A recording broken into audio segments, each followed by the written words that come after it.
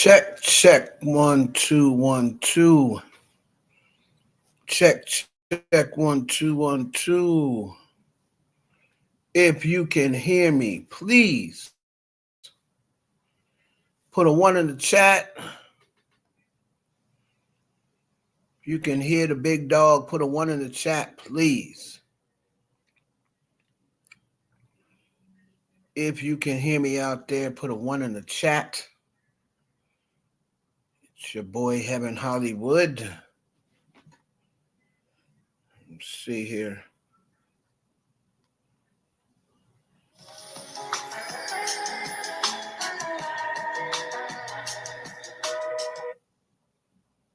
It's your boy Heaven Hollywood. Okay. I see things are going good right there. What's up, y'all? Your boy Heaven Hollywood, live on Twitter, YouTube. No, I'm not live on Twitter. Twitch, YouTube, Facebook, and beyond. Interesting 60 minutes we got coming up. So, yo, let's go.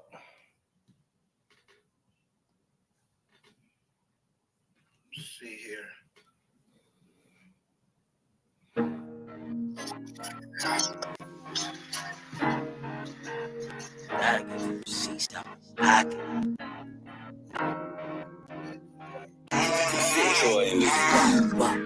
Look, one way or another, we gon' get our family up about together. Brother, you was out of pocket, no, I didn't stutter. I drop it back in the trap when investing in the streets, your treasures recover. In this world, you could only rep one or two things that come to the butter. Whoa, you only rep one or two things that the guns in the butter. Whoa, you only rep one or two things that the guns in the butter. I drop it back in the trap when investing in the streets, your treasures recover. In this world, you could only rep one or two things that come to the butter. Sleeping patterns kinda complicated, and no time for wasting with some entrepreneurs. I'm feeling like Scarface on top of the balcony, the world is yours. Took some losses, I was down bad. Napoleon complex, I'm mad, about to put the cam up in the clad bag. Sign sealed in the living. Chicken dinner, so you roll with the winner. Taking over for the summer. I double back for the winner. I be with the scammers and spinners. Innovators in the middleman. All my riders got a dental plan. None of my shooters got Instagrams. Bang, bang. Got some bridge headed out of bounds. Had to hop in the renty to ride around. About to switch up the whips cause they stalking now. Whispering body dropping on my side of town. Flick, finesse. Known to stay up out the mess. Business is never personal. We can politic the rest. I got a plug and they made me a plug. All my moves on they need to know.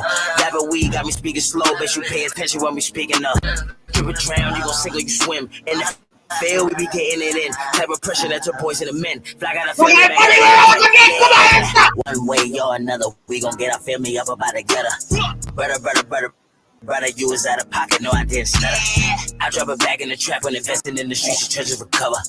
In this world, you could only rep one or two things that come to the butter. Whoa. You only rep one or two things that the guns in the butter. You only rep one or two things that the guns in the butter.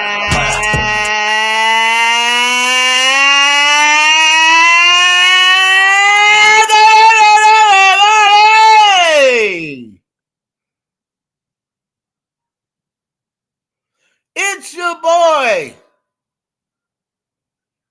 Heaven Hollywood, and we are live on YouTube,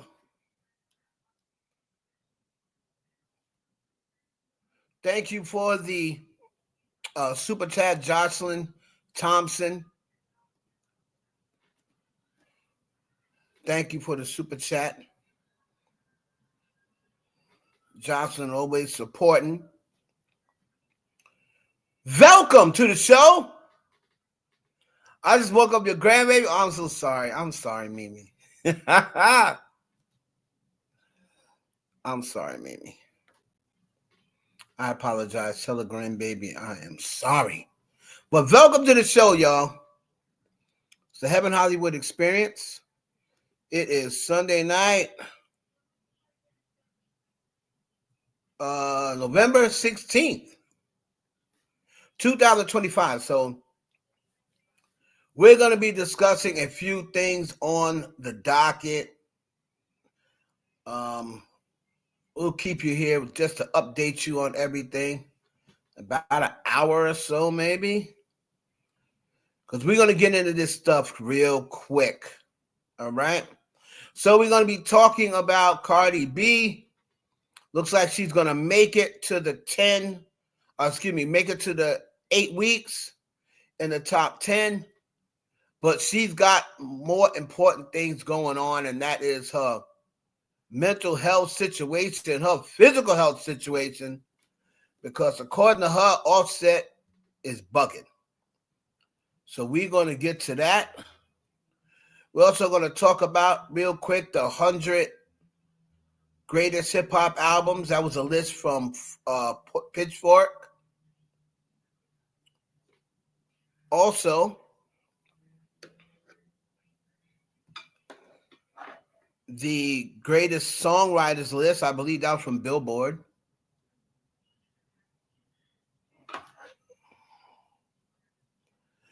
And Nicki Minaj is going to be going to the United Nations. We're going to be talking about that. Looks like she's going to be doing that Tuesday.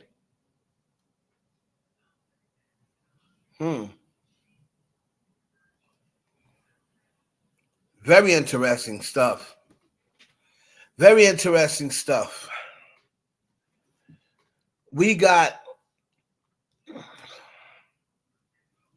the songwriters list, which she did not appear on. I was a little surprised that they did not put Nicki Minaj on the 100 greatest songwriters of the 21st century. So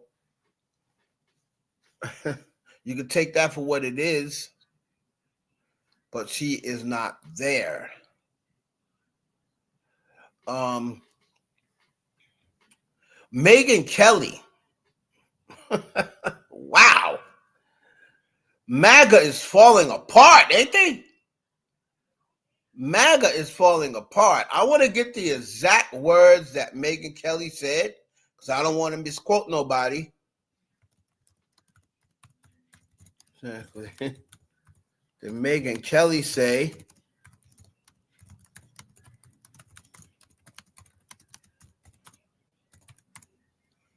All right. So yeah, I want to get the exact quote from Megyn Kelly, because you know MAGA, they are just falling apart. They're all falling apart, man. So I want to start. Matter of fact, let's just get that out the way. Let's get that right out the way. Let's get that right out the way. Megyn Kelly. Let's start there. You know, let's get the white folks out the way early. And then we'll jump into Taylor Swift after her. Let's get the white folks out the way early. Because, of course, no offense to any of my white followers. I have a lot of white followers, and they are fine with me. Jamina is one of my best followers. She's been rocking with me for many years. You know, Bonnie Blue. I got a lot of and Bonnie Blue isn't the Bonnie Blue that's getting a train ran on her by 1,000 guys either. Not that Bonnie Blue.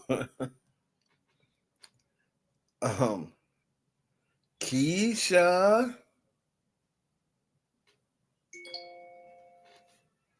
Hey, Keisha.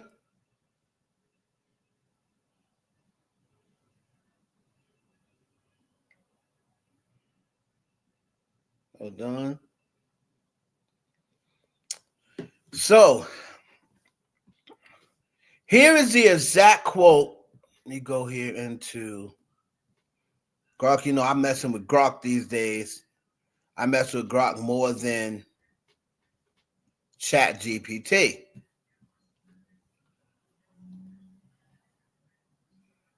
Because I like to get the exact quote, and Grok is up on everything that's taking place on X. You know what I mean? So y'all can let me know. I'm going to share the screen. It's to pop up there shortly.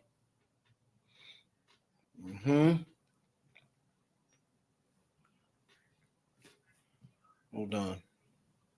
There we go. So Megyn Kelly.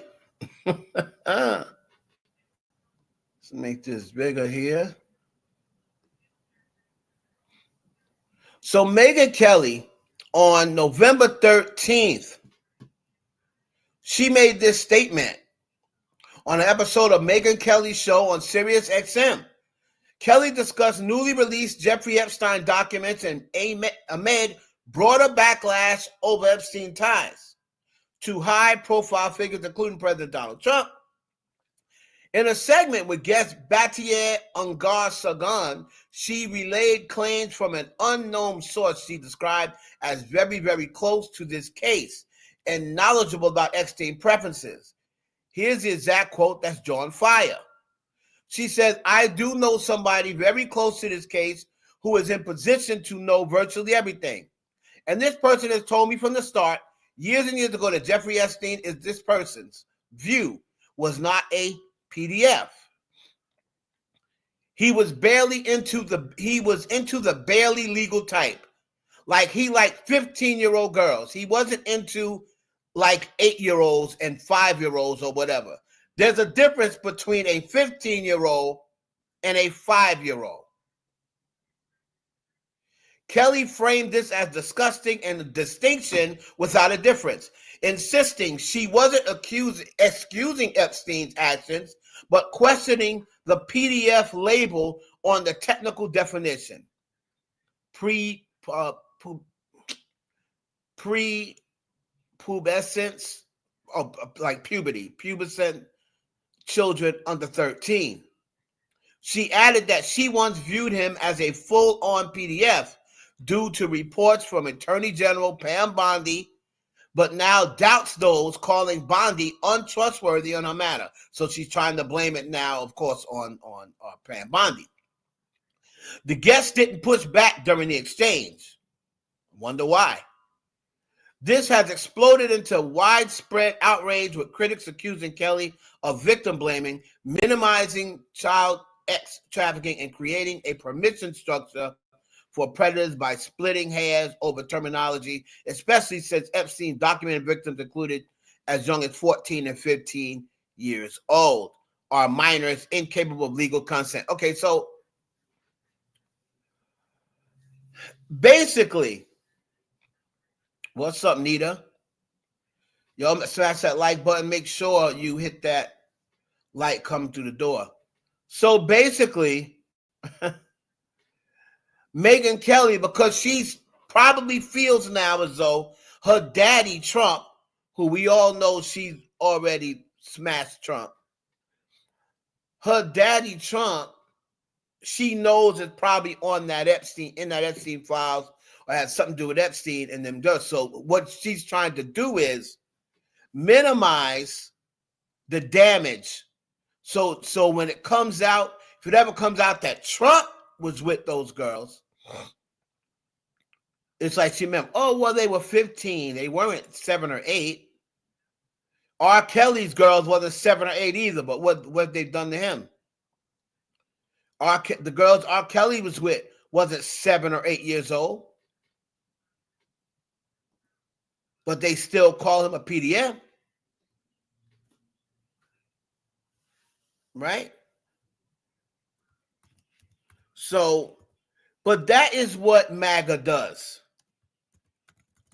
When it's everybody else that's so disgusting, all their PDFs, they're sickos, they need to be put under jail, need to be put to death.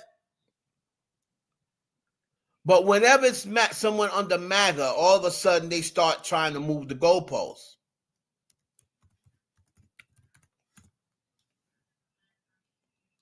I noticed that a lot with them.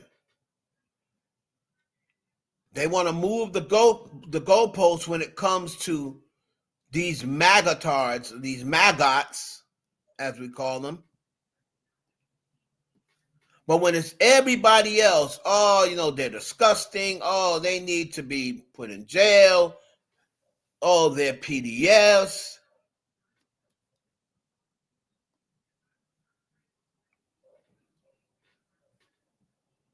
Right?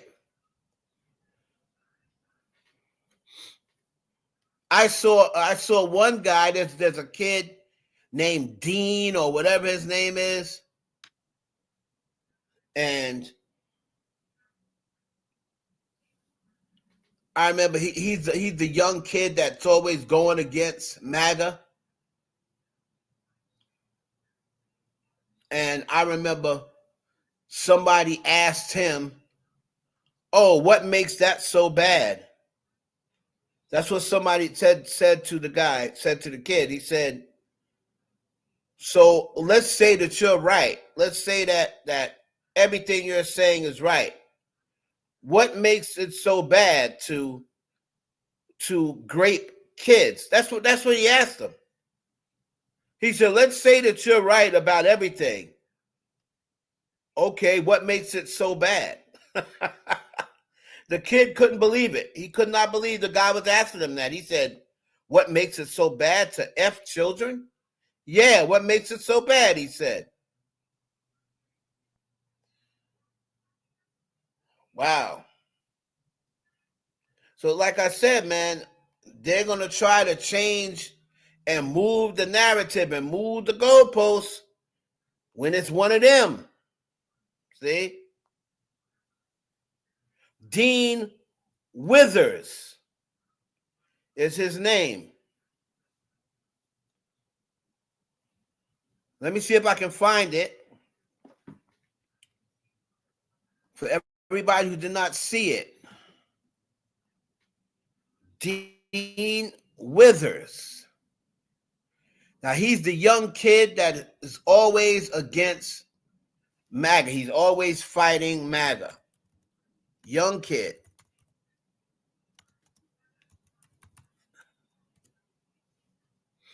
Okay?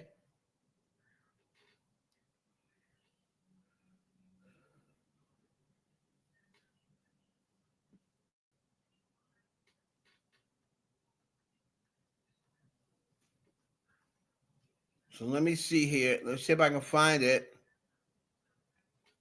Because he was, man.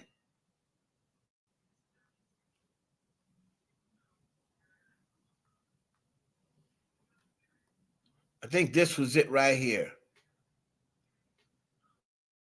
A live debate where a Trump supporter questioned the immorality of child rape. This was it right here. Hopefully this comes up. Yes, sir.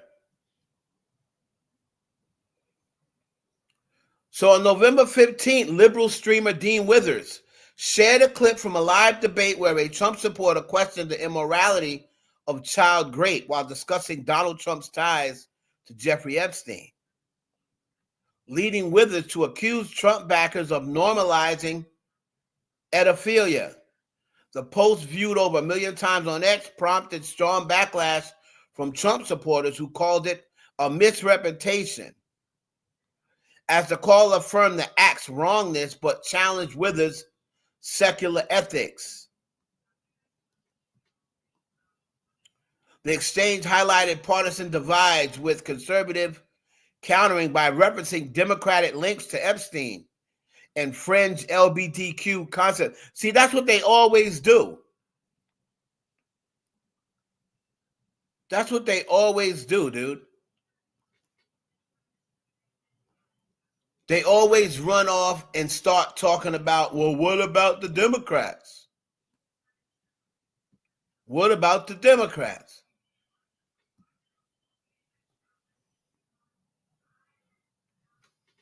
Every single time. We ain't talking about the Democrats. We talking about your weird ass. We talking about your weird ass. We ain't talking about the Democrats, man. Stay on topic. right?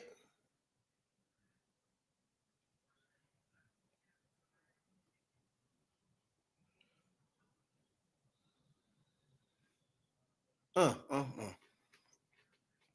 Trying to get it there, but once again, this thing is. I have to for this. I gotta get a computer. Like I have to get a computer, man, because this is just not.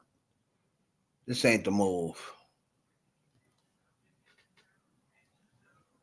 right? But am I the only one that noticed that? Do y'all notice that every single time it has something to do with Matt or Donald Trump? You know, whether it's the 37 SA cases or it's the grape cases against him, he always has a way of trying to make it seem like his case is nothing like these other cases. And those women are just, they're lying. They're not telling the truth. They just want to make me look bad. They want money. They want this. They want that. Oh, they seem like they quite enjoyed it. Remember he was able to get away with saying that? They seem like they enjoyed it.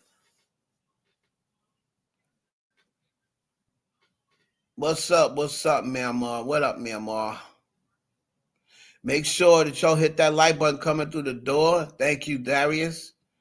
Coming through the door, hit the like button, man. It don't cost you nothing. Hit the like button. If you want to support the channel like Jocelyn Thompson, you can send in a Cash App at $ Heaven Hollywood or the Super Chat. I prefer the Cash App because, YouTube is going to take my Super Chat. So, Megyn Kelly is facing backlash as well as she should be, because that's just ridiculous. If R. Kelly has to face, and Drake almost lost his career over someone talking about, oh yeah, he kissed a 17-year-old on the cheek.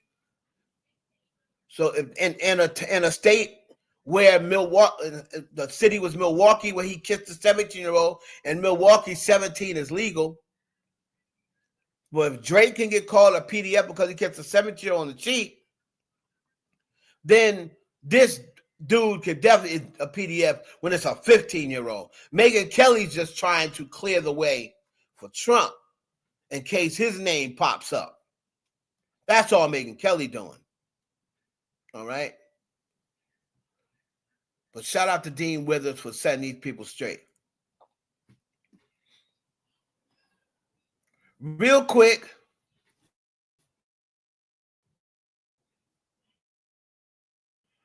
it was dropped by Pitchfork. Best rap albums in the history of rap. Right? And that was dropped by Pitchfork.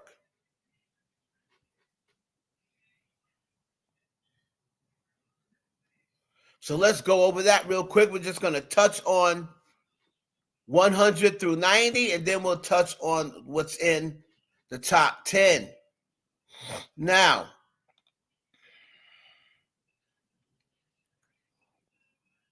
we've seen all the other lists. Billboard has did a list. Within the last couple of years, we've seen all these lists, rappers, groups. I talk about top hip-hop albums ever. So we just going to hop on it real quick, and then we're going to move on. Anybody got anything to say about Megyn Kelly? You can put it in the comments. You got any comments about Megyn Kelly? Do you agree with what Megyn Kelly says? You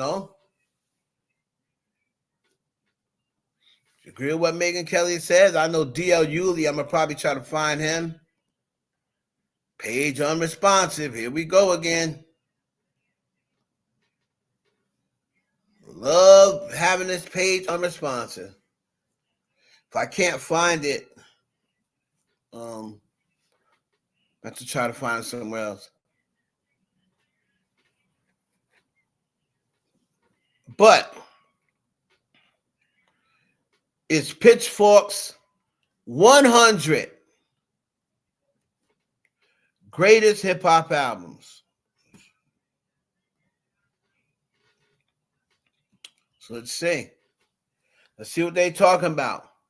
Now, everybody's in here in the hip hop. I'm sure everybody has their favorites. But this was a big deal. The list went viral. People started talking about what's on there, what's not on there.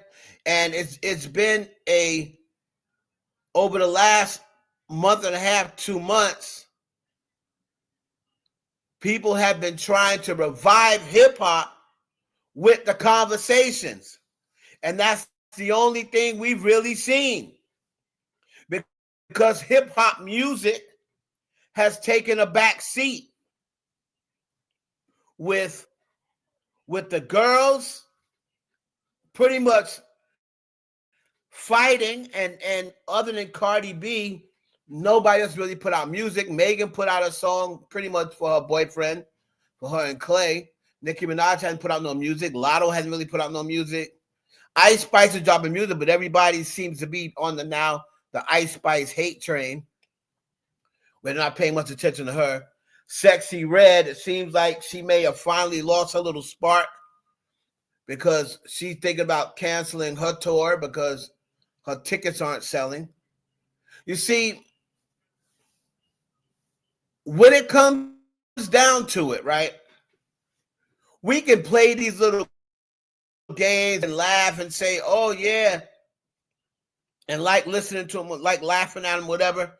But when it comes down to paying your hard-earned money to coming up off that $100 to see somebody, that's when the tale is going to get told. People are like, I ain't paying no money to see no Sexy Red. Even though they may have played a record and the record may have got to 15 on iTunes and everybody claims they love Sexy Red, there'd be thousands of comments in the Instagram post and all that. What's up, Desi? So all of this stuff now, with the battle happening with Drake and Kendrick, and I just have to say this. I'm just gonna say this to everybody: please respect each other in the chat. Respect each other in the chat. I've gotten too many. I'm not gonna mention nobody's name. I'm not gonna call nobody out. But I've just gotten too many DMs. I'm tired of chicks crying in my DM.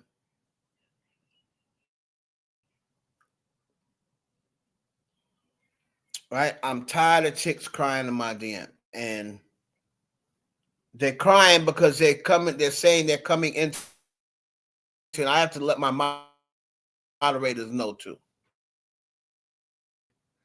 They're saying they're coming into the chat and people are being. So y'all just be cool in the chat. My God.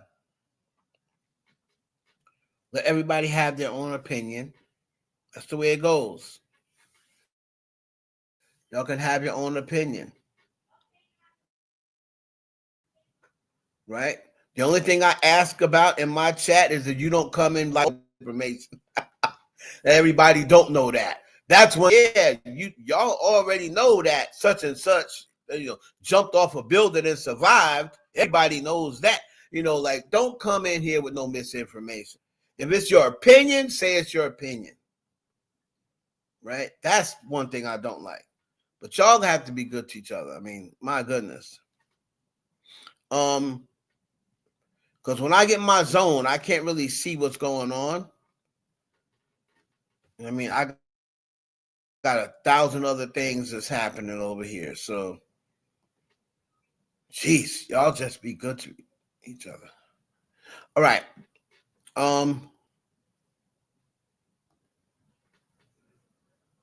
So again, Pitchfork drops. Why is it on the freaking screen?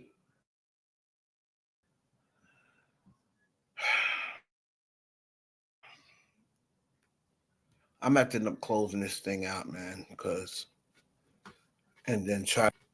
All right.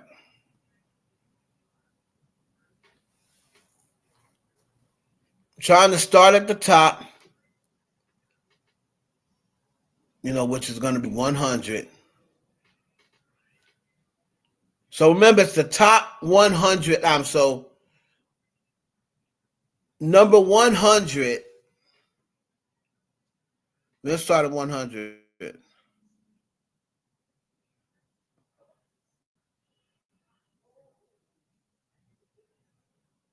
I need the list, man.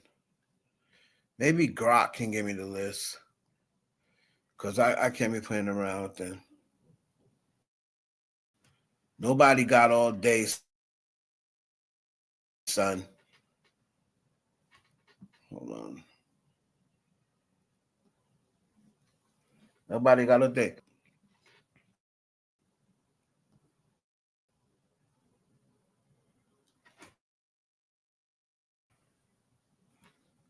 All right. I'm already seeing that Redman is 7. So let's go up here.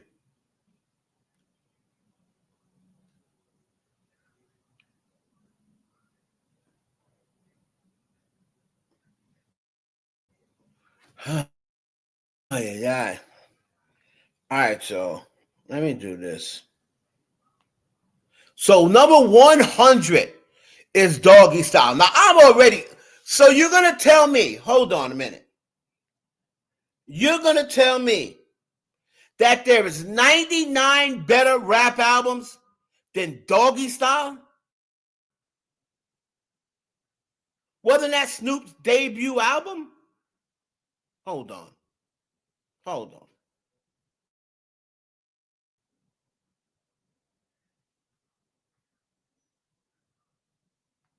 Hold on a minute.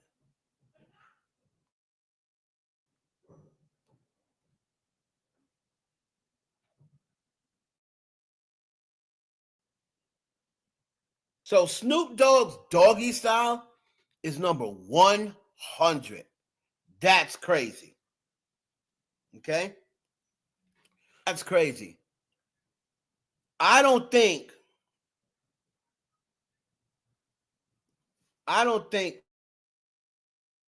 Yes, they do.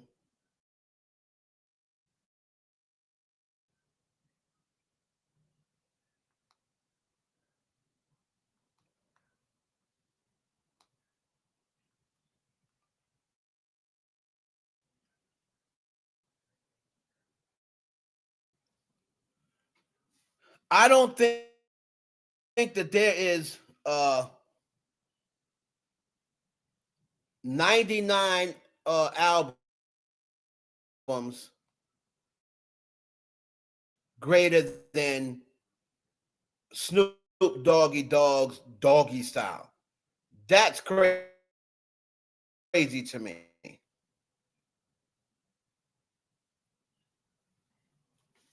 Right? 98 is Foxy Brown's Broken Silence. 97, Keith LeBlanc, Major Mouth. Come on, man.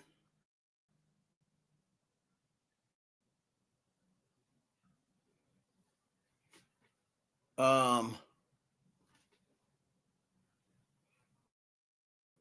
96. Hold on. I think Grok finally gave me the stupid ass list. Yeah, but no, why is this list different? Oh my god. This list, I'm different. Grok giving me a totally different list.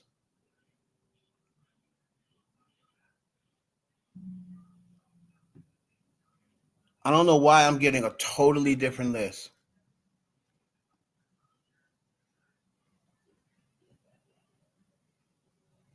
Because there's no way that Snoop Dogg Doggy Style is 99. There's something going on with this.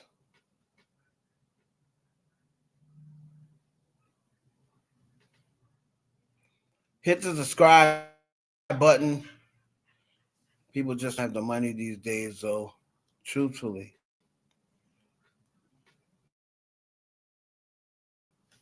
Y'all hit the subscribe button. Also hit the make sure you hit the like button. Come on, y'all. What? If anybody has the link to look, like, why am I getting two different lists? Like,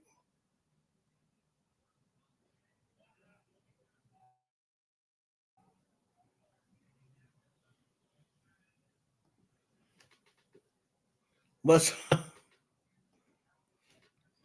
up? Can y'all hear me out there? Put a 1 in the chat if y'all can hear me. Because this thing is tripping.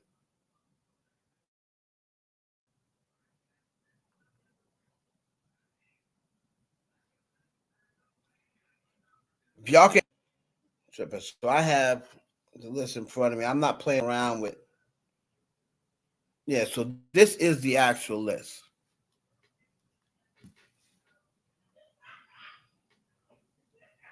What's a bias? What's the criteria? They didn't ask no black people to do the list. So, yeah, so they have Snoop Doggy Dogg is 99, is 100. Doo-Wop Kane is 99. Foxy Brown is 98. Broken Silence. 97, Keith LeBronc. I don't even know who that is. 96, Lupe Fiasco, Fahrenheit. 95, Sexy Red, Hood. So Sexy Red is a better album than Snoop Dogg Doggy Style? Oh my God. And Sexy Red is a better album than Foxy Brown, Broken Silence. What's up, sweets? Than Foxy Brown, Broken Silence? Oh my goodness gracious. Who the hell is making these lists?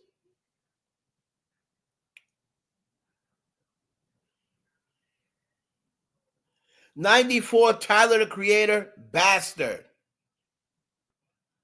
93, Gangstar, Moment of Truth. Wow. 92, Waka Flocka, so Flockavelli. So Waka Flocka is a better album than Snoop Dogg Doggy Style. 91, Cannibal Ox. Don't even know who that is. 90, Boozy, Badass. So let's go down and get to the top 10. Right?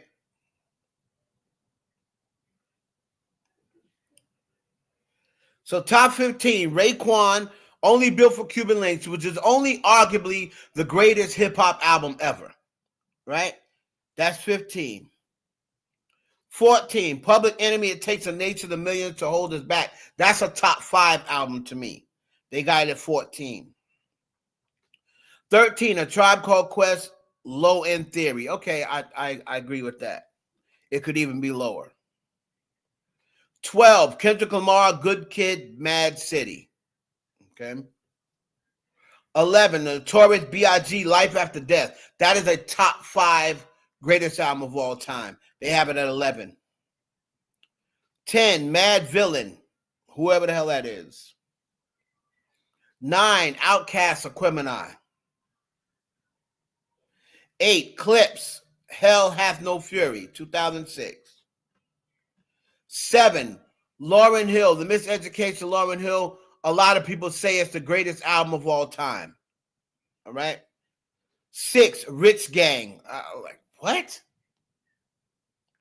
5, Nas, Illmatic. Most people say is the greatest hip-hop album ever made. They have it at number 5. So they got 4 albums better than Nas, Illmatic. Those 4 albums are Ghostface Killer, Supreme Clientele. Now, Supreme Clientele was a great album. It ain't Illmatic. What's wrong with these people? Number 3, Juvenile, 400 Degrees. Wow. Number 2, Tupac, All Eyes on Me. Tupac, All Eyes on Me is not the second greatest hip-hop album of all time. Number 1, Mobb Deep, The Infamous. Now, I would agree with Mobb Deep. It's ironic how they got Mobb Deep at number 1. So that means there has to be some people from the 90s era that's making this list. If they come up with Mobb Deep as number 1. And the only ironic thing about that is Mobb Deep's Hell on Earth, in my opinion, was better than The Infamous.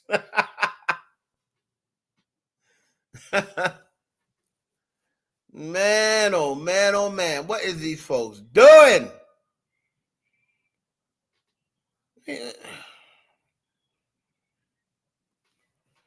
Listen, dude. No, dude.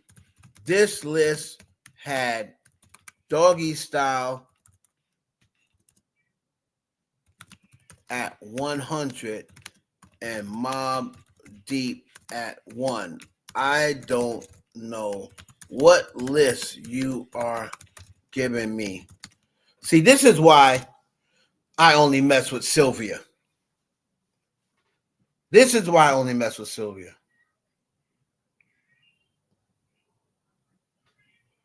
Oh, my bad. Sounds like I jumped the wrong one with Pitchfork. Dumbass. I told you it was in September 2025. And he's still wrong. He said Illmatic is 2. It's still wrong.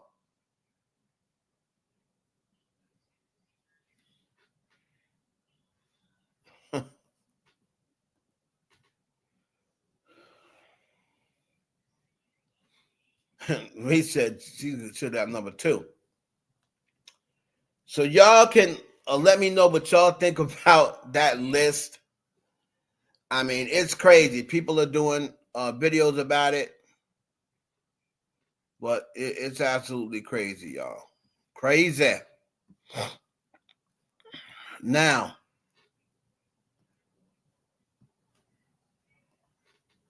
let's get into Cardi B. Because congratulations got to Cardi B. She did break the record for this decade for the female album. Longest top 10 run. And Am I the Drama? Won by female rapper this decade. Cardi B's sophomore album, Am I Drama, reached number 8 on the Billboard 200 in its 8th week, breaking the record for the most weeks in the top 10 by a female rap album. Right, so female rap album with the most weeks inside the Billboard top 10 since 2017. Invasion of Privacy and Am I the Drama. Both Cardi B albums. Yet and still, people will say the album flopped. I guess people can make up their own decision and make up their own definition of flop. But again, I don't do narratives here. I just do facts. And regardless of what you feel about Cardi B, there's a lot of people who don't like Cardi B. There's a lot of people who love Cardi B. Either way is fine with me. That's your opinion. But what I don't like is when it's okay when they do it, but then when she does it, it's not okay. Or it's okay when we do. What's the saying? It's okay when they do it, but it sucks when we do it, or it's not fair when we do it. But regardless of the feeling about Cardi B, she put 2 albums out so far, and while Invasion of Privacy did better on the charts than Am I the Drama, that don't make it a better album. To me, Am I the Drama is by far the better album. By far. I know what Invasion of Privacy done as far as the numbers go. And, it stayed on the charts for years. It stayed on the top 200, I believe, 5 years before, or 6 years before it fell off. But this album right here, to me, is way better as far as quality goes. But, so shout out to Cardi B. But the thing that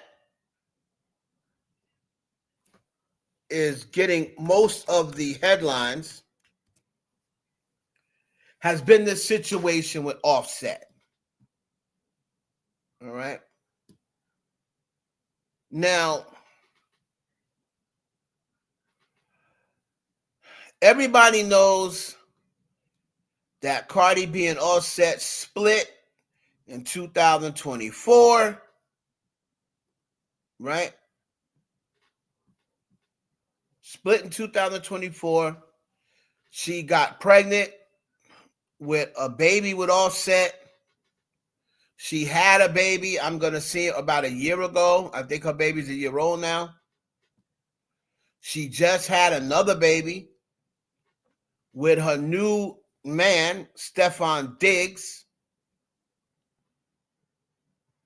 And now she is accusing her ex-husband. Well, he's still a husband, technically. They're separated, but he is still technically her husband. I want to make that very clear. All right? I want to make that very clear. He is still technically a husband. People can say, oh, yeah, but they're separated. I get all that. I get all that. But technically, they're still married.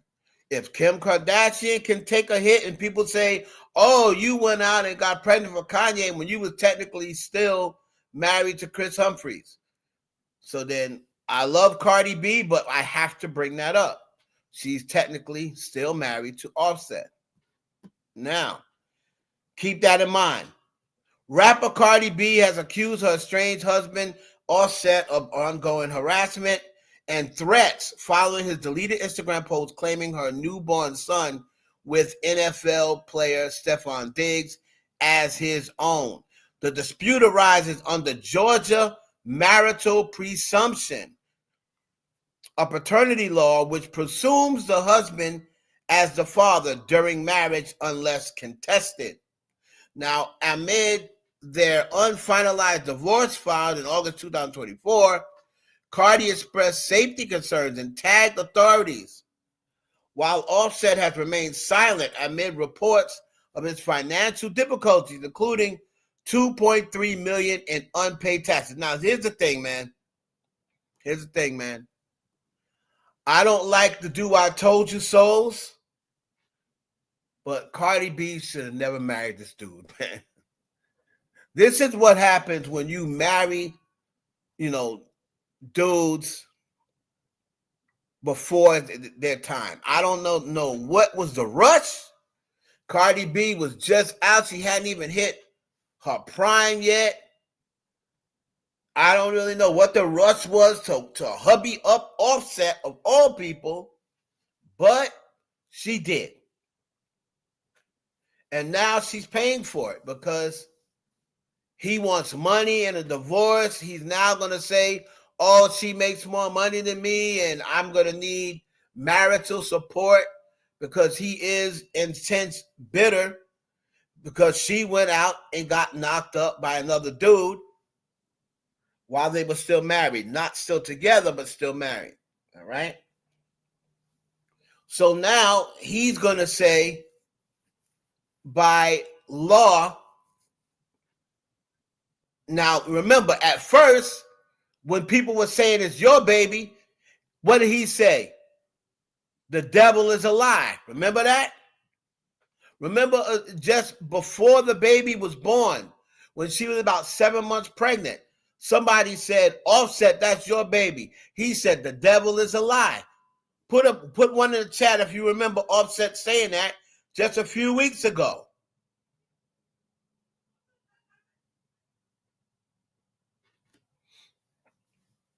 Just a few weeks ago, somebody said that to Offset, and he said the devil is a lie. Now, you see, now that he knows it's going to bother Cardi B, now he's changing his tune to try to torment her and try to troll her.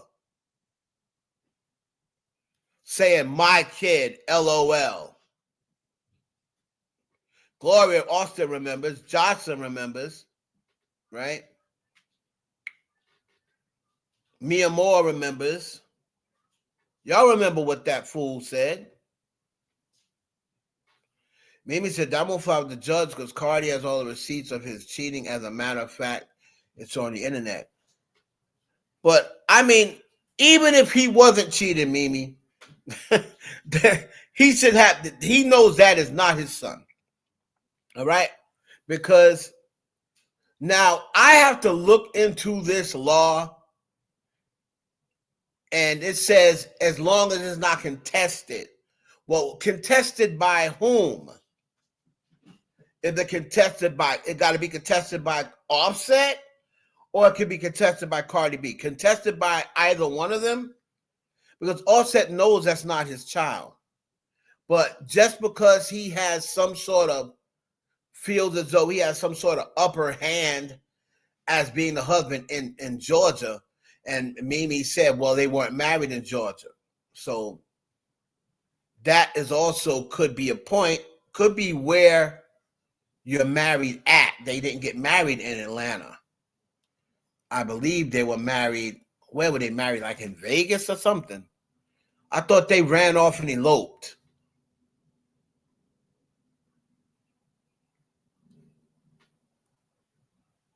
I thought these two eloped. Cardi should not even respond to him because he needs the attention. He messed up. Deal with it. Yeah. But you know, Cardi B, she has to respond because the people out there are going to, he has people like Go to Lexus speaking for him, right? And she's out there, putting her stuff out there, and she's now on Offset's side. And from what I understand, it's really a hot mess. It don't look good at all. I agree. From what I understand, Go to Lexus, Offset tells her things or what have you. Now, I thought Go to Lexus used to like Cardi B. But it looks like Offset is telling her stuff or giving her first-hand information, or maybe that's, how Tasha K is Nicki Minaj's mouthpiece. Now it seems like Go to Lexus is Offset's mouthpiece.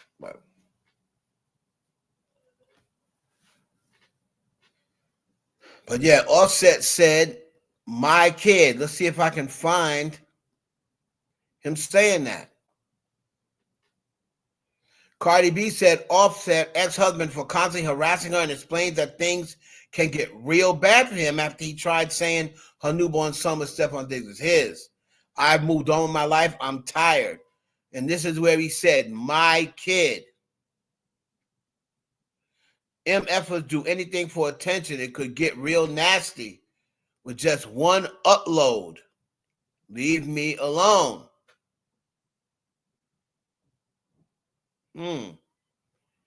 It can get real nasty with just one upload. Let's take a look.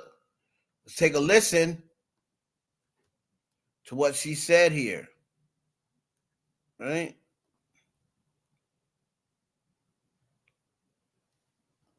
Let's take a listen to what Cardi B said. I try to be nice. I try to contact family. I try to whatever. And it's not working. And I'm so tired. I'm really getting so tired. I don't want to do things that's gonna overshadow what I got going on. It's literally a fucking nightmare. And people think it's so funny. It's not funny. It's concerning. Dealing with somebody that fucking does substance and fucking start hurting me. It's not funny. Then you got these weird ass men. You got these weird ass men talking about, oh, they should be petty. This person should be petty. Da da da. It's not cute to know somebody that has a mental illness and have substance to be petty to somebody that's raising their children. It's not funny. You need to grow up. Y'all love to call kids that type of shit when y'all act like one. Straight men here, oh, you motherfuckers should be petty. It's so funny. It's not funny. And if I was to show these fucking kids that I've been getting, y'all wouldn't be laughing. Because it wouldn't be funny if it was your fucking sister or your fucking cousin or your fucking mama. These grown ass men were grown ass. This is not a competition. This is not competition. This is not nothing. I have moved on with my life. I completely have moved on with my life. I don't respond to shit. I don't pray about shit. I am tired. I be trying to be the bigger person. Everything. Shit is not funny. It's not funny. And y'all gonna see that shit is not funny.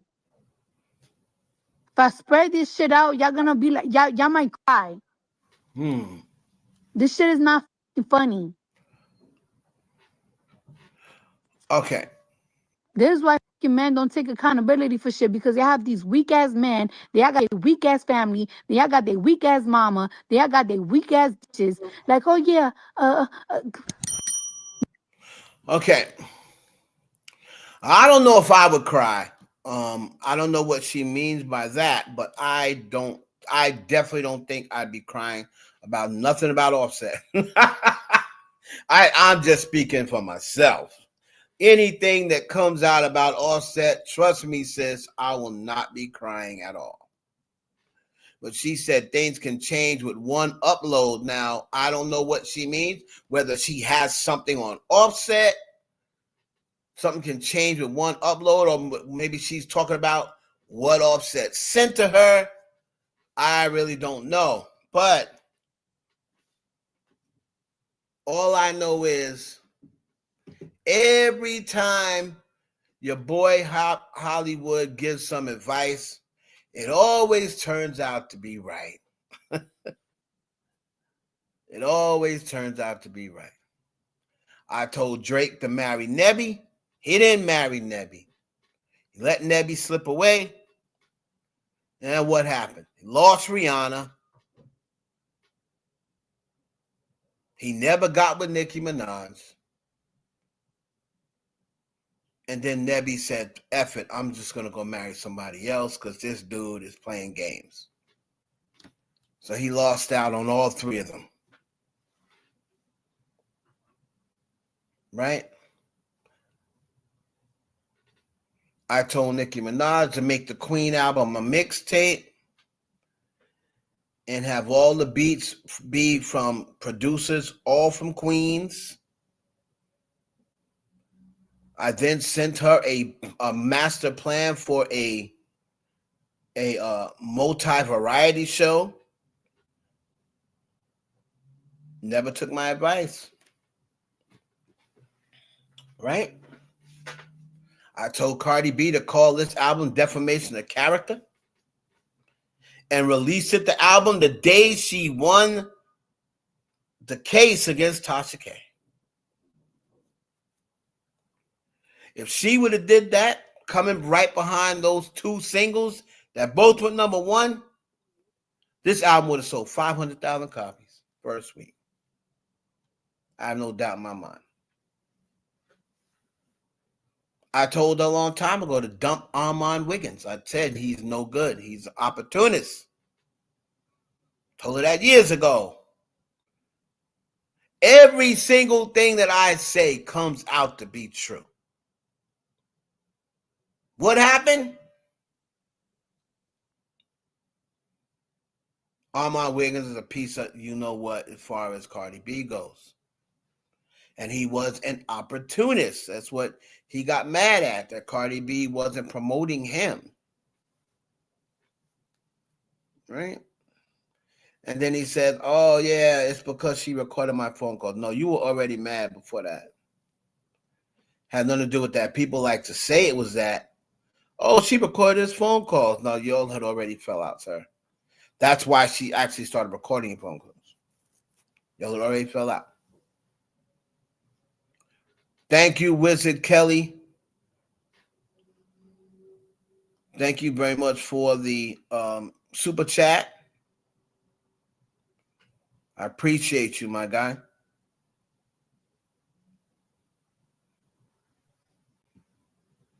Look at my reading. Hold on. Where's your reading? Welcome. Hold on. Take a look at your reading. Let me see. Did you put it in here?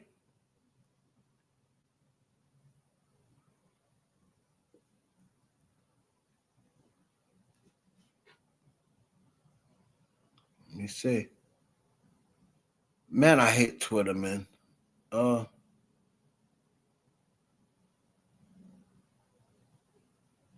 said is a demon. Is that what you want me to look at? I am all said as a demon.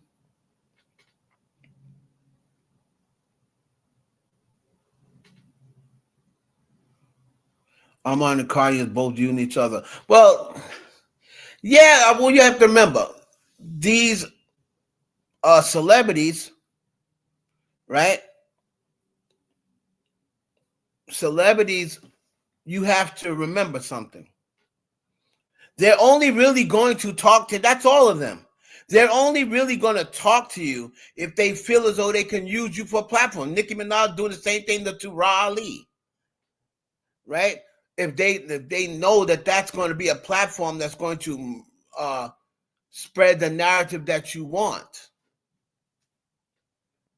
So they all have that. Now, it seems like only Drake does the same thing to academics. He knows that academics is going to be spewing nothing but positivity as far as he goes. So he uses academics. But notice he ain't never gave academics no interview. He'll DM him, get him all wet and hot and bothered. But he ain't got no sense of he has no plan to give academics fat ass no interview. He ain't gonna get no interview no more than he gonna give me one. I got just as good a chance to get an interview with Drake as academics got. He ain't gonna give academics no interview. He's just using them to spread his narrative, but that's what they all do. So I wasn't telling her not to use somebody. I was just saying, if you think that he is all about you and he's going to stick by you, he's not. All right. Hell, I just found out that Ken Barbie used to be a Barb, and that's how he got his name. I didn't know that. I was today years old when I found that out. I wondered why his page was pink. I mean, I'm be honest, I've never liked that dude or girl or whatever he is. I've never really rocked with him like that. He always seemed to come off to me as, I don't know, not fake, but. And then when I found that out, oh, he used to be a Barb. Okay, now it makes sense why he called himself Ken Barbie. Because I was wondering, like, why is his page pink and what Ken Barbie? But he hates Nicki Minaj. That was a little weird to me. But then somebody posted an old post, like, well, damn. Any of y'all niggas? Tasha K used to talk about Nicki. They caught Milagro talking about Nicki Minaj bad. Like, golly. None of y'all just stay loyal, huh?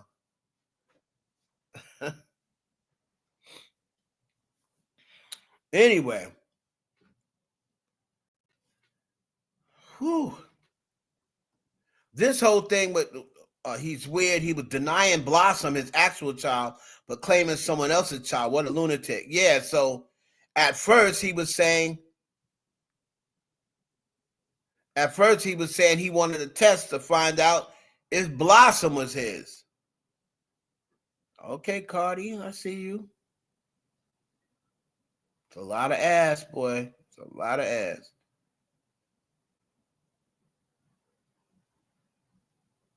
My kid, LOL. Right?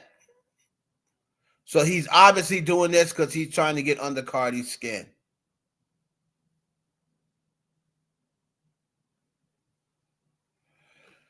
Cardi B fires back at the self-appointed online doctors and career experts trying to dictate every move. I don't need y'all approval to what I effing want.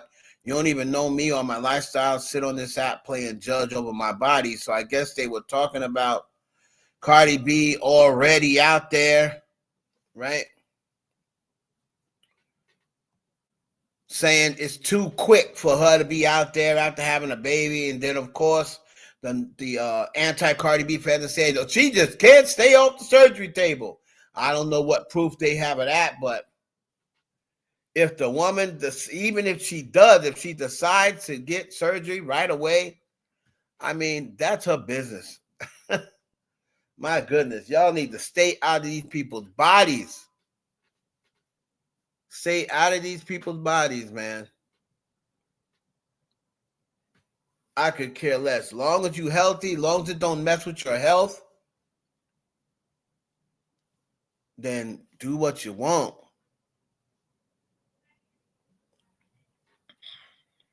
Right? But that thing is very, very, disturbing if Offset is sending her threats. If Offsets are sending her threats.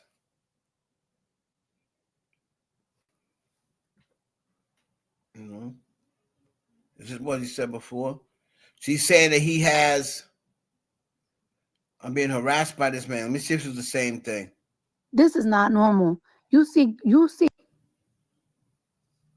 crime documentaries, you see shit on social.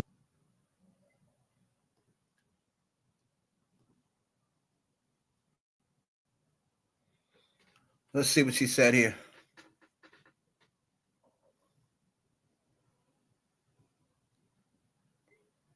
It's a little different from the other one. Media about women getting killed the other day, and honest truth, like it's like I'm a real tough bitch. Like I'm a tough bitch, but you can never.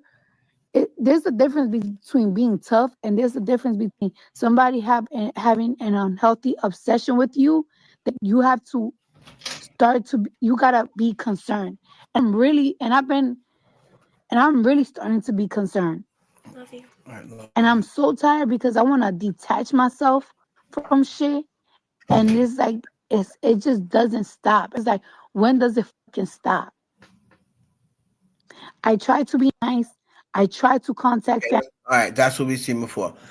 All right, so let's just hope that this doesn't go any further. All right?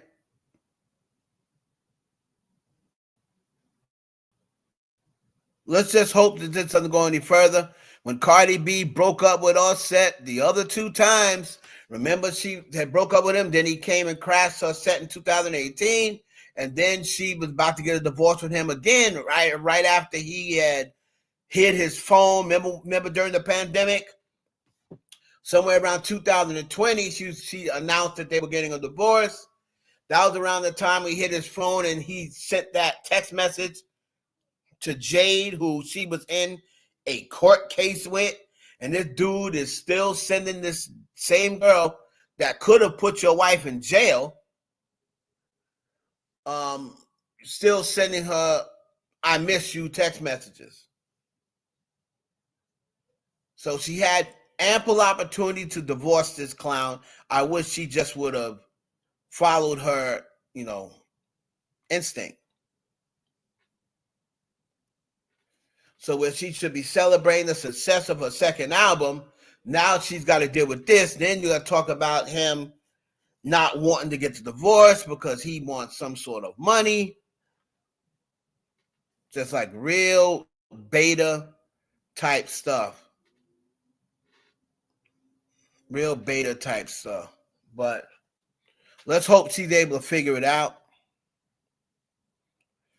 You know, and that's the whole thing, man. These things be staying. They be staying, man. Staying part is problem.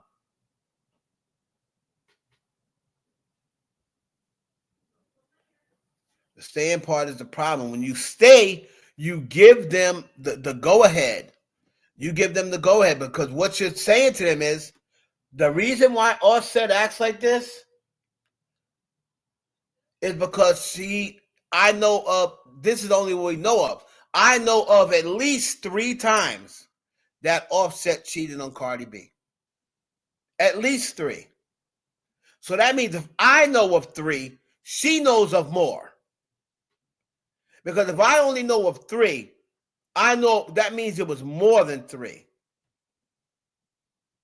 And she kept taking them back. So if you show somebody that, yeah, you know, I might say no, but then, you know, I'm going to,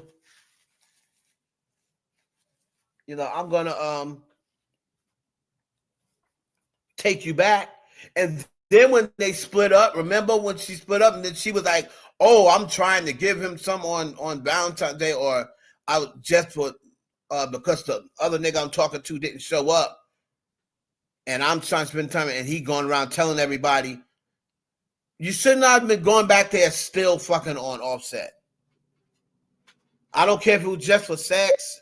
You should not have been doing that because that, again, lets him know that he has some sort of hold on you. Once it was it, that should have been it. You should not allow him. You shouldn't have been sneaking over there, allowing him to get no ass. None of that.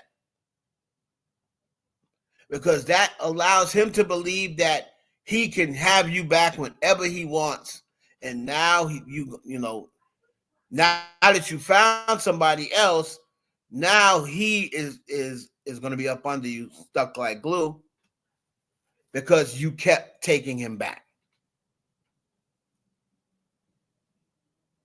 You kept taking him back. And that's the issue. After she gets the restraining and protective order and give it to a lawyer, they will do an emergency divorce agreement. Okay, well, Mimi, we'll see. We'll see if that happens. If that happens for her, that's great. Right? If that happens for her, that's great. Hopefully, that will happen for her. We have to wait and see. Like, I don't know about these little slick divorce rules and contesting and all this other stuff. I don't know what is the deal with that. I'd have to look it up more to see. But hopefully everything's all right with her. Now, finally,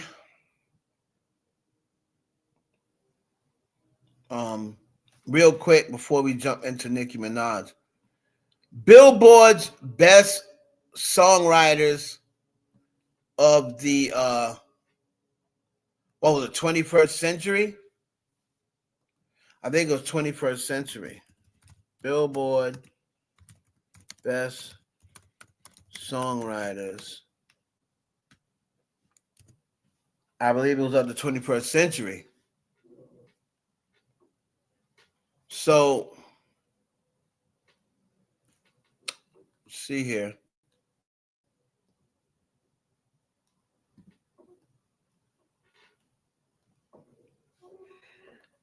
Another one of these lists.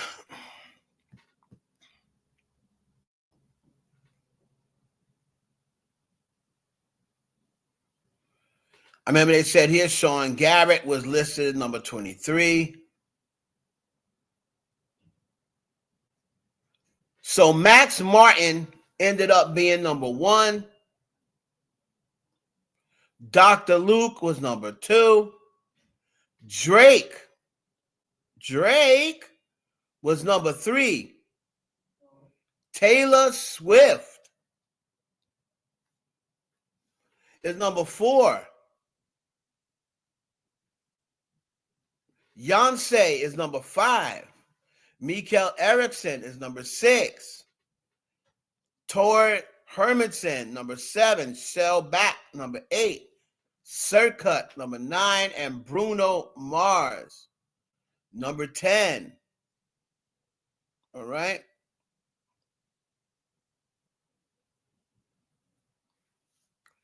It's funny because everyone says that Drake don't write and Drake is got ghostwriters.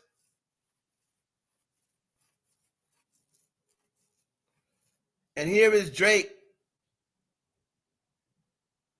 voted number 3. So all that stuff that everybody was trying to say about Drake don't write, people didn't buy it. People didn't buy it. Right? Justin Bieber was ranked number 17.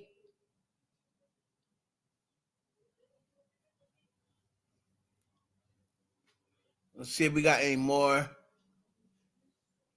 Benny Blanco, that's Selena Gomez's husband. He was ranked number 16. So Taylor Swift was the top female songwriter. Katy Perry is the 4th biggest female. Taylor, Beyonce, Ariana Grande, Katy Perry.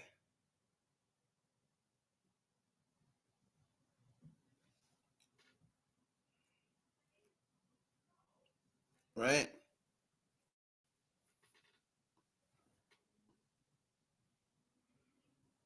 Crazy.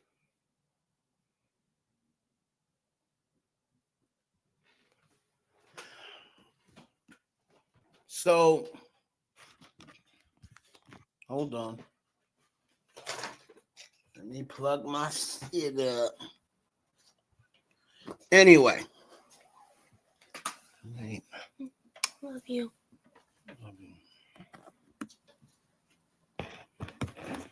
All right. Hold the door all the way.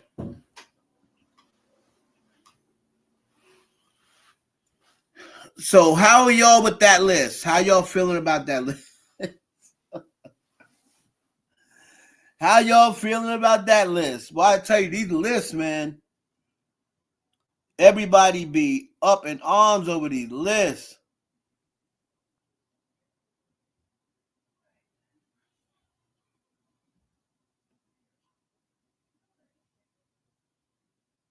Trash. Y'all don't never.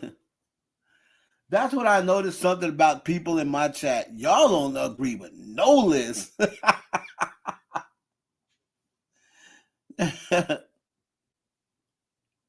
Do not, next time you see a Christian, tell her to bark in order to speak to you.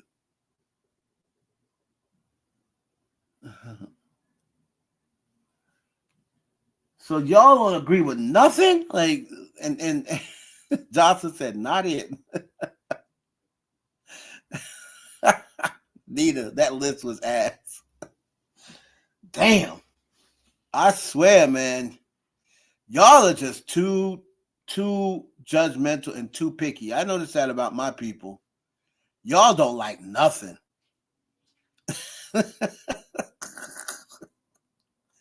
I mean, listen. I agree with Taylor Swift. Like, if you want to tell me that Taylor Swift is the best female writer in the 21st century, I mean, I can't really think of anybody else in the 21st century. What does that mean? Since 2000? I mean, Diane Warren should actually be number 1, right? Now, I don't know how much Diane Warren is written in the 21st century, but Taylor Swift is not above Diane Warren. I'm sorry. Diane Warren is one of the greatest songwriters of all time. Now, I don't know what work she's put in the 2000s. I mean, since 2000. But man,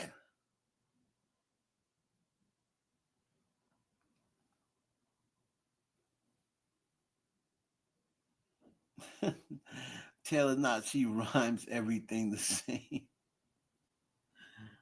Oh my God. Y'all, I think y'all are shortchanging T Swizzle a little bit.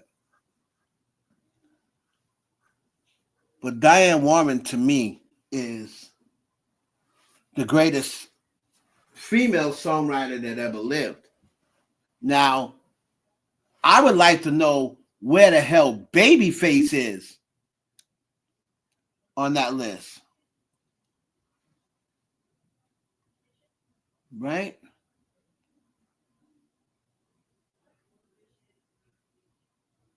Songs Diane, hold on. Songs Diane Warren wrote since the year 2000. All right. 2000 started the 21st century.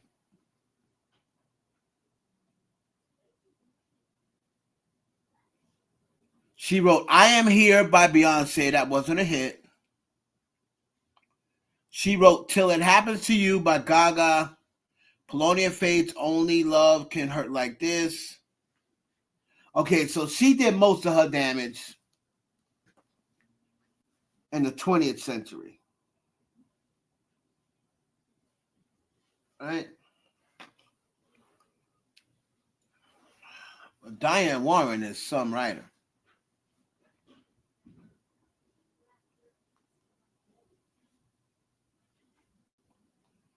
Most of her songs, I'm going to assume, came prior to 2000. Unbreak My Heart, yeah, that was 96.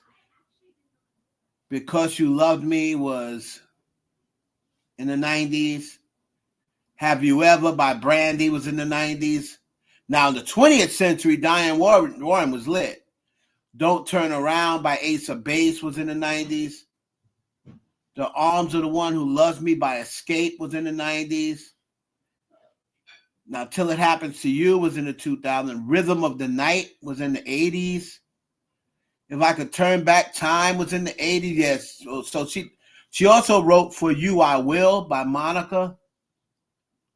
She also wrote I Turn to You by Christina Aguilera, which was also the 90s. And I Learned from the Best by Whitney Houston, which was 99. So she's a great writer.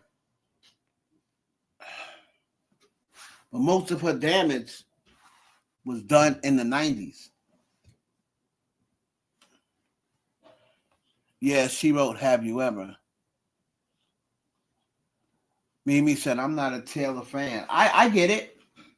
I understand you're not a Taylor fan. And I'm not per se a Taylor Swift fan either. However, I know how to give credit what credit due. See, y'all's problem is when y'all don't like someone or if y'all not a fan of someone, y'all try not to give them credit. I don't do that. You know what I mean?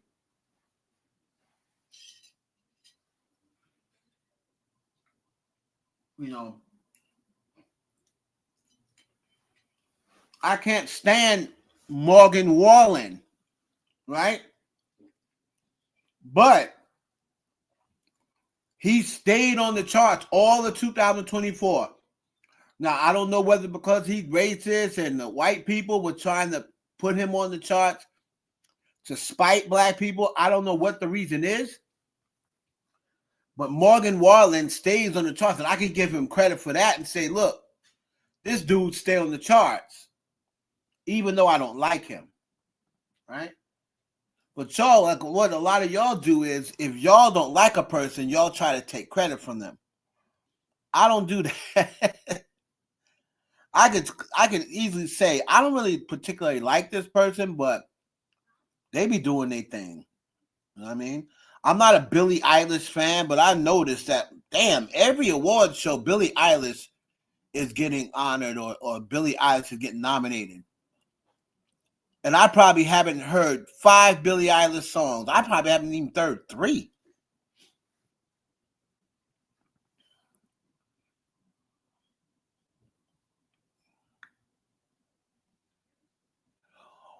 Well, because so Mimi, I know you don't listen to music, but you don't tell me. I'm just looking for my brown jacket. Is it? What? You know my brown jacket? Did you see it in here earlier? No. I'll look for it later. No, I don't see no brown jacket in here, sis. Okay, Go to sleep.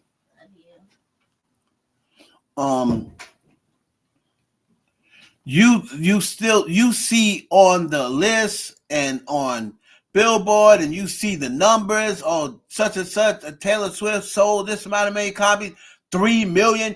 I know you don't listen to music, but I know you saw that 3 million in 1 week. You ain't got to listen to music to know that that's immaculate, because you see all the headlines. She broke so-and-so's record. So even if you ain't never listened to one record, you got to know that that's amazing. That's how I say you give it credit. Hell, I didn't see Wilt Chamberlain score 100 points, but I know that's amazing.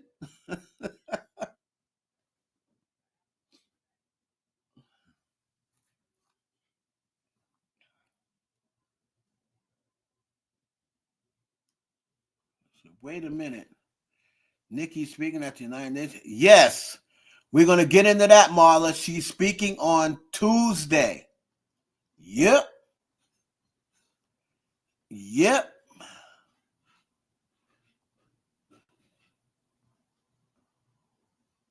So we're going to get into it because it's going to be the talks.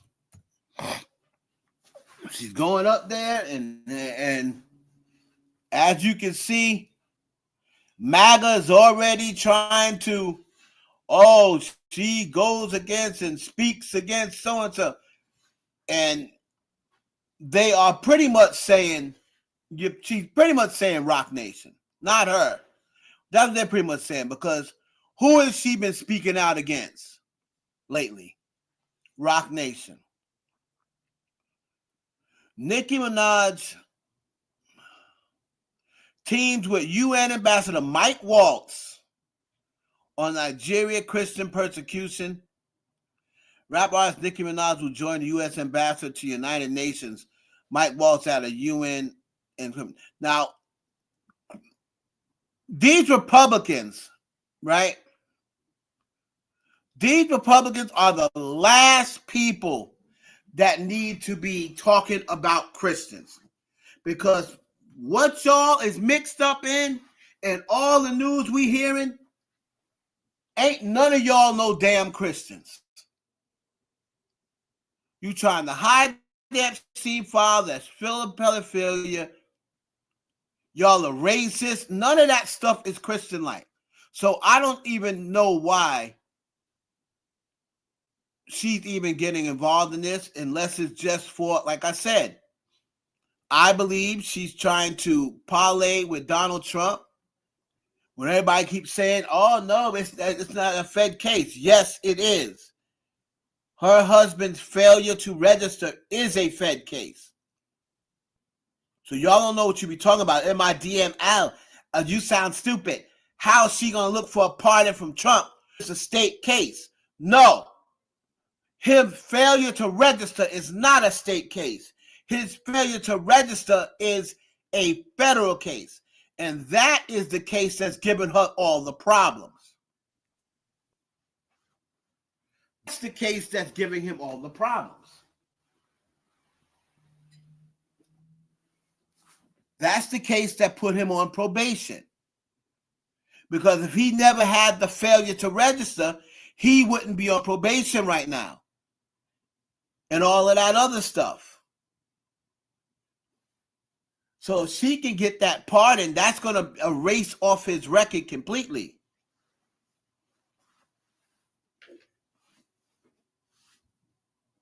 That's the Fed case.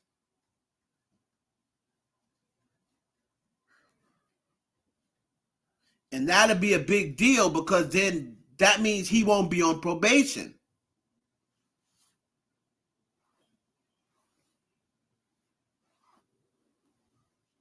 Now, let's see here.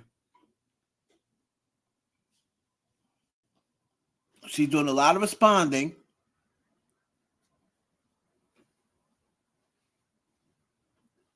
Here she is here. Ambassador, I am so grateful to be entrusted with an opportunity of this magnitude. I do not take it for granted. It means more than you know. The bombs in the bombs. Why are they always involved? I will never stand down to the face of injustice. We've been given our influence by God. There must be a bigger purpose. It just shouldn't be used for Republicans, not at this moment of everything that's going on. So then here goes Ambassador Mike Waltz, who I'm sure has never heard a Nicki Minaj record. Nicki Minaj is not only arguably the greatest female recording artist, that she is not arguably the greatest. Let's just get this out the way. Is she arguably the greatest female rap recording artist? Yes, but she is nowhere in the argument for greatest female recording artist. She is nowhere in that argument. So like I said, this goes to show this is somebody who doesn't know Nicki Minaj from a can of paint. He just saw her giving President Trump props. He looked and saw how many followers she had and then said, oh, let's get her. Because she is not arguably the greatest female recording artist. She's arguably the greatest female rap recording artist. But she's nowhere near the greatest female recording artist. Let's just keep it 100.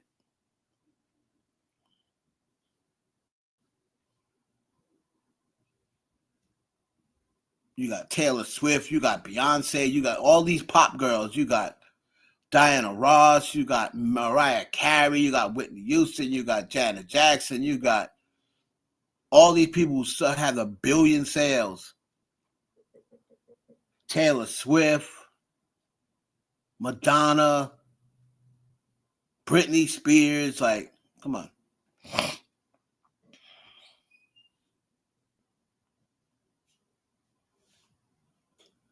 Scoop, U.S. envoy to the United Nations, Michael G. Waltz and rap superstar Nicki Minaj will deliver remarks early this week on the persecution of Christians in Nigeria.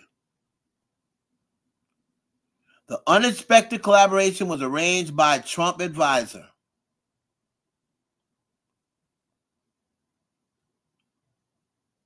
Expected to speak at the United Nations this Tuesday. So this Tuesday,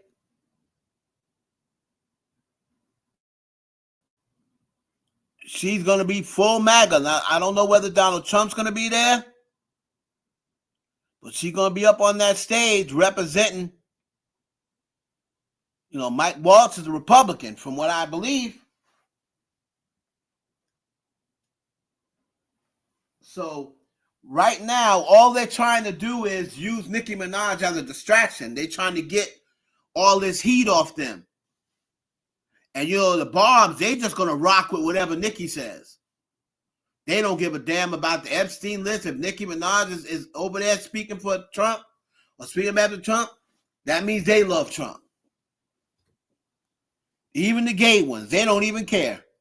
They so stupid. They going to go along with what Nicki say. Even in the Republicans and the conservatives can't stand gay people. But her cult fans, they don't care as long as they're agreeing with her.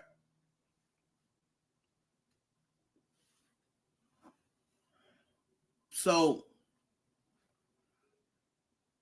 it's going to be interesting to see what she says. I believe that she's going to try her best to not come off as she sees all the backlash from people. I guarantee you she's going to make a comment like, oh, it's not about such and such and such. And she will probably try to make it so like she make a statement like she's not, so that makes it seem like she's not full on MAGA. And she's going to say, oh, any religion, no matter what religion you are, you have a right to praise God or what have you. So it's going to be interesting. And in the meanwhile, they can make statements like, oh, has never been afraid to stand in the face of injustice. Right? That's actually, hold on, killed in faith-based incidents last year and displaced millions. The event, arranged by Trump advisor Alice Brusewitz, follows U.S. congressional resolutions condemning the violence and comes amid debates over whether the conflict stemmed from religious targeting or broader ethnic resource disputes.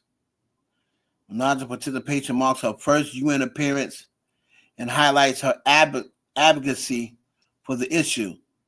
So now here's the issue now. Nicki Minaj goes there, right?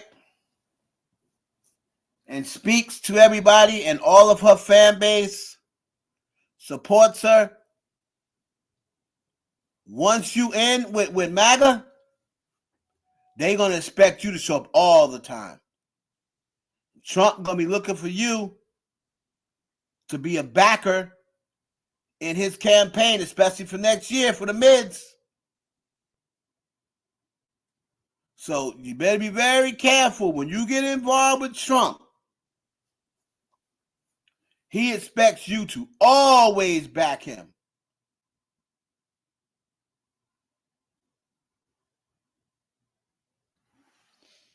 Always. So there's going to be a certain part of her fan base that's going to be looking sideways like, you supposed to be, you're part of most of your fan base is LGBTQ. And conservatives hate LGBTQ. But she's going to say, oh, it's not about a particular race or sexuality preference. She's going to get up there and she's not going to get up there and condemn the LGBTQ. She's going to try to straddle the fence as much as possible.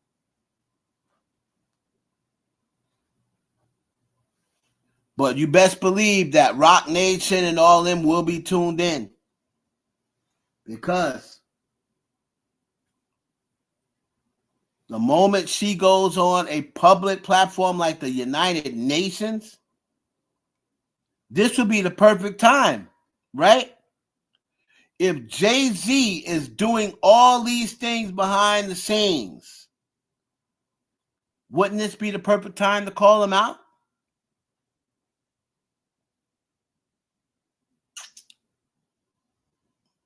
I mean, hey, you got the UN behind you. It's injustice. This would be the ultimate call out.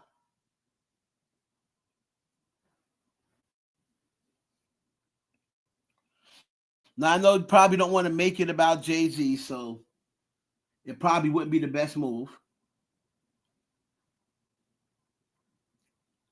But I'm sure all of these guys got Twitter accounts.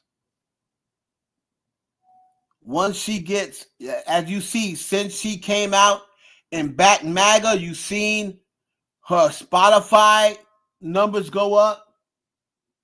The amount of people that follow on Spotify went up. So these MAGA people are now starting to follow Nicki Minaj.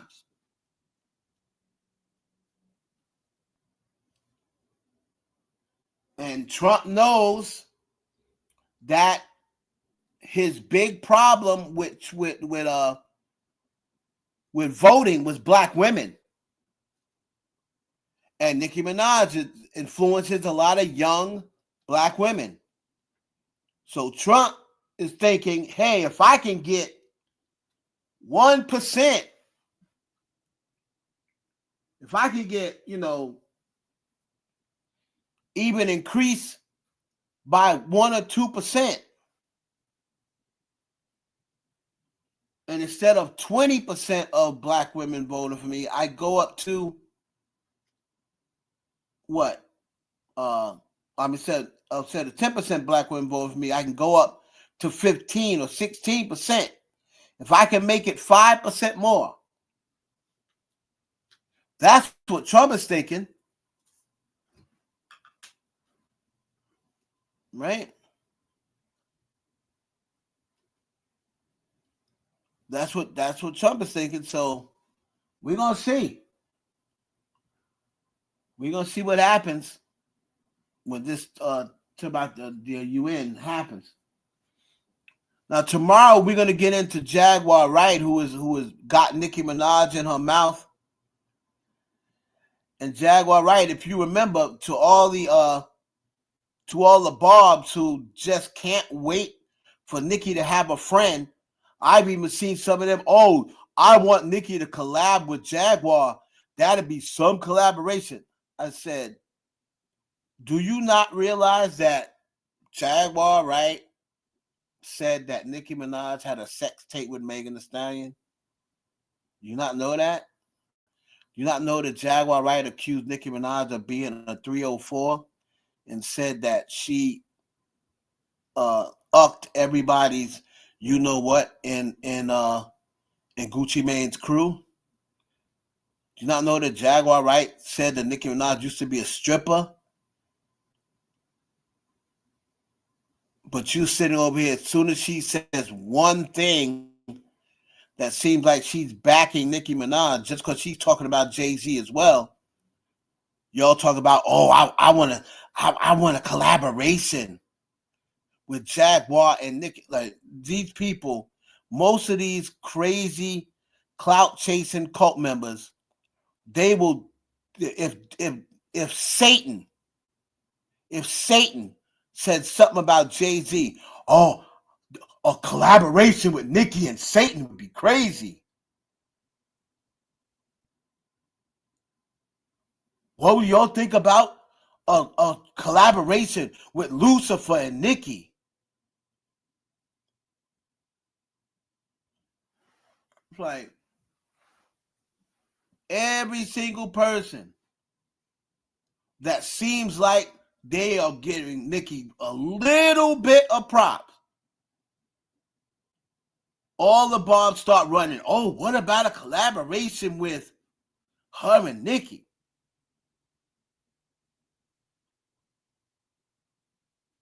It's like, bro, have you not listened to Jaguar Wright over the last 6 years?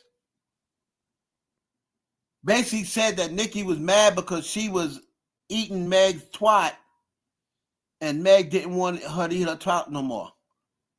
And she said that's why she's mad.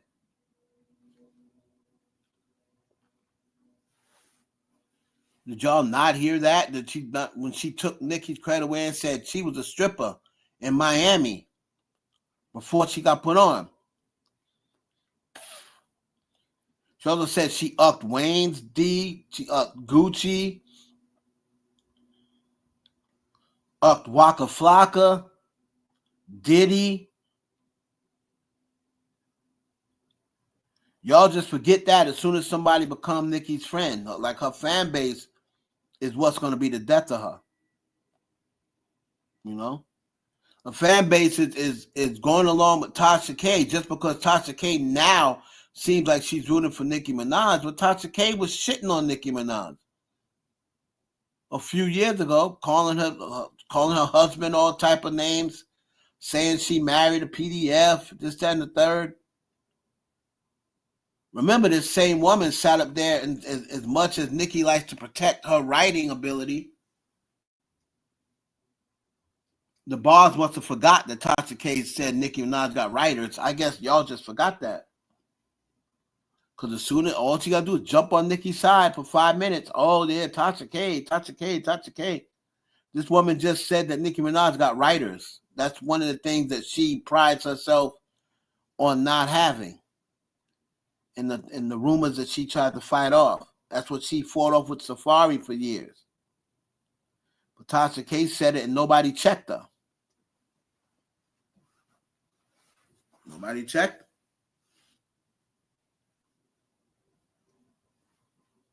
Right? So we're going to be covering her speech at the United Nations. That's going to happen on Tuesday. Going to be interested in what she talks on, and then how I'm sure afterwards MAGA's going to be saying, oh, Nicki Minaj is the greatest. Most of them going to, follow her, and they probably don't have not one song of hers in there on their playlist. But they're going to start following and putting this on their playlist, because remember a few years ago, Cardi B song WAP was played on the Democratic Party. And Trump had been looking for a song from a black person for a while, right? And everybody that played his song said, don't play my song. Every song that Trump has played from a black artist, they've all said, don't play my song. Now you watch Nicki Minaj, that Bees in the Trap and all this other stuff. Watch, that's going to be the new song.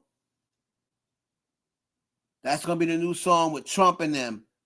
And once she touches it, if they play that song, so the UN, so that song is going to re-enter the Billboard charts. You watch what I tell you. Watch what I tell you. You let her go to that UN, and when she come in, they play that Bees in the Trap, Bees in the Trap. That song is going to re-enter the Billboard charts, and that song came out in when? 2011? Watch what I tell you.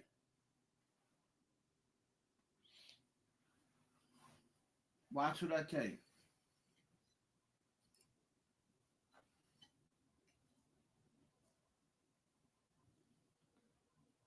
So,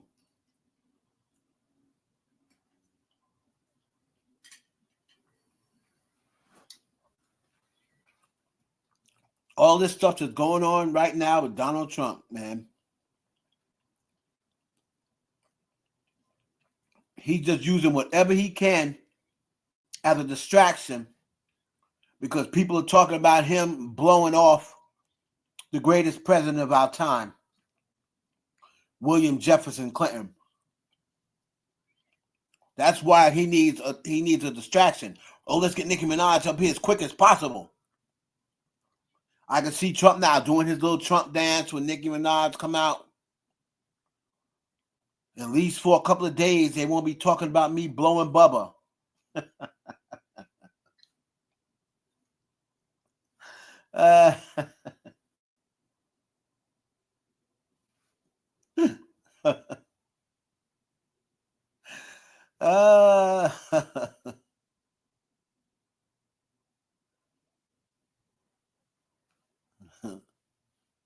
Exactly.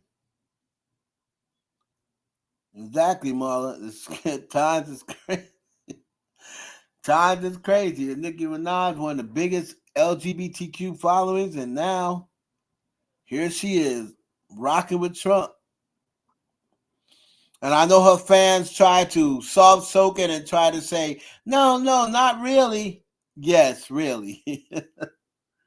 Don't try to just accept it for what it is. We don't know the reason why, but just accept it for what it is. All right?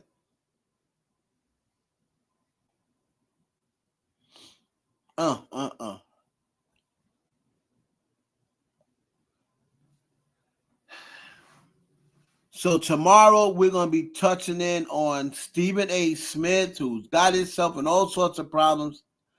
We'll be talking about Stephen A. Smith. We'll be talking about what's the other thing I wanted to touch on?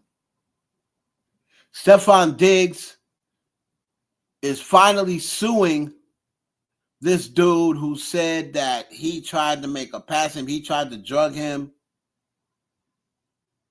That's his old friend, the one that when I look at him now, he looks like he is straight capping. But we'll talk about him tomorrow. Stephen A. Smith and his battle with the black women. You know, Michelle Obama, Jasmine Crockett, Serena Williams, and now he's got into it with Carrie Champion and Jamel Hill. So Stephen A. stayed arguing with some black woman. And even though I like Stephen A. Smith, I just think that the political show, I think, was a bad idea. And we'll discuss that tomorrow. Also, y'all need to check out that Eddie Murphy documentary. I'll probably touch on it tomorrow a little bit.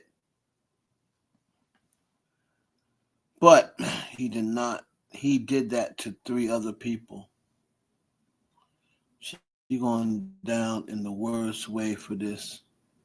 I'm going to tell you something. I know a lot of people saying, yeah, Nicki Minaj is going to pay for this. I'm sorry. Her fan base ain't got it all. And I'm not talking about whatever Nicki fans in here. But you see, take a look at some of the things her fan base is saying. They're already moving the goalposts. They're already trying to say, yeah, but this, that, and the other. So I really don't think she'd be canceled. She's still got enough fans that are still excited about her going there. Like, they're going to still back her. So I just don't think that she's going down. Now, people might cancel her if she starts saying, oh, yeah, such and such, I don't want the Epstein files open or something like that. If she made some sort of Epstein files comment, yeah, maybe not. But just for this, I don't see it happening. I still see her fan base supporting her. But we'll see. Y'all let me know down in the comments. People here in the replay, let me know what y'all think. Do you think this is a bad move or good move for Nicki Minaj? In the end of the day, do you think she'll lose fans or gain fans?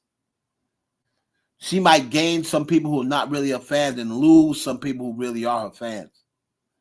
But the question is, does she care? Or does she just care about the engagement? Doesn't matter whether they're bad or good. They're talking about me. So, y'all let me know. And we'll also touch on Rory from the Rory and Mal podcast and his recent racist tweets that came back up over the weekend. We'll be touching on that stuff tomorrow, 1 p.m.